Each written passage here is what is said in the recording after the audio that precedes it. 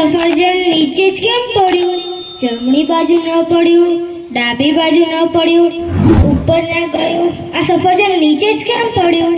મેં આ વાત ખૂબ વિચારી કે આ સફરજન નીચે જ કેમ પડ્યું. ઉપર ના જયું, ડાબી બાજુ ના જયું, જમણી બાજુ ના જયું, હેઠે જ કેમ પડ્યું? આ વાતે મેં ખૂબ વિચાર્યું. ત્યારબાદ અંતે મને ખબર પડી કે પૃથ્વી પાસે કોઈ એવી શક્તિ છે જેના કારણે તે આવા પદાર્થોને પોતાની તરફ આકર્ષે છે. આ શક્તિને ગુરુત્વાકર્ષણ બળ કહે છે. ઉદાહરણ, મેં આ સફરજન નાખ્યું, ત્યારબાદ આ પેન નાખી, આ લખોટી પણ મેં નીચે નાખી. આ બધી ઉપર જવાની જગ્યાએ નીચે જ કેમ પડી? કોઈને ખબર છે? આ પૃથ્વી પાસે એવી શક્તિ છે જે ગુરુત્વાકર્ષણ બળ કહે છે.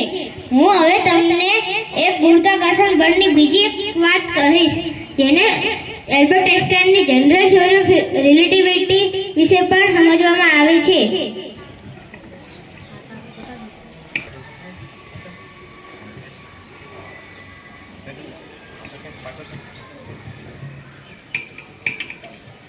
આ એલ્બર્ટ આઇન્સ્ટાઈનની જનરલ થિયરી ઓફ રિલેટિવિટી છે. આ થિયરીના હિસાબે આ જે કાળી ચાદર દેખાય છે તે તમે ખાલી આને અવકાશ તરીકે વિચારો. આ મોટો દડો છે તે આપણો સૂર્ય અને આ નાનો દડો તે આપણી પૃથ્વી.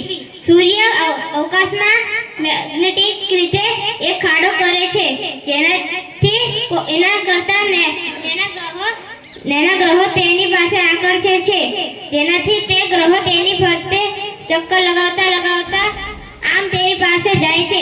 આને ગુરુત્વાકર્ષણ બળ કહે છે. આવા બળ દરેક પ્રકારના હોય છે. આપણા પૃથ્વી પાસે પણ એક ગુરુત્વાકર્ષણ બળ છે. અહીંયા પૃથ્વી પર આપણો વજન 30 કિલો હોય તો ત્યાં સૂર્ય પર આપણો વજન 30 ગણો થઈ જાય.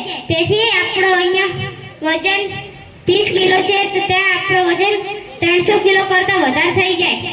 તેથી આ દરેક ગ્રહ પર અલગ અલગ ગુરુત્વાકર્ષણ બળ હોય છે. આપણી પૃથ્વી ગુરુત્વાકર્ષણ બળ અને આપણી પૃથ્વીનો ગુરુત્વાકર્ષણ બળ સૌથી ઓછો નથી પણ છેલ્લા નંબર કરતા બીજા નંબરે આવે છે. સૌથી વધારે ગુરુત્વાકર્ષણ બળ આપણા સૂર્ય પાસે છે જે અવકાશમાં ખૂબ ઊંડે સુધીનો ખાડો કરે છે, જેથી મંગળ, બુધ, શુક્ર તેમજ અનેકો ગ્રહો તેની ફરતે ચક્કર કરે છે. આને ગુરુત્વાકર્ષણ બળ કહે છે. આ ગુરુત્વાકર્ષણ બળના કારણે જ આપણે આ ધરતી ઉપર ઊભા છીએ. આ ગુરુત્વાકર્ષણ બળ ના હોય તો આપણે અવકાશમાં જઈ વૈજ્ઞાનિકોને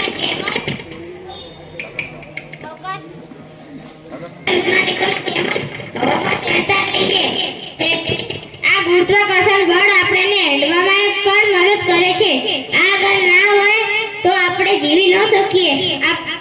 આપણું જીવન તરત જ નીકળી જાય. તેથી ગુરુત્વાકર્ષણ બળ ખૂબ મહત્વની વસ્તુ છે.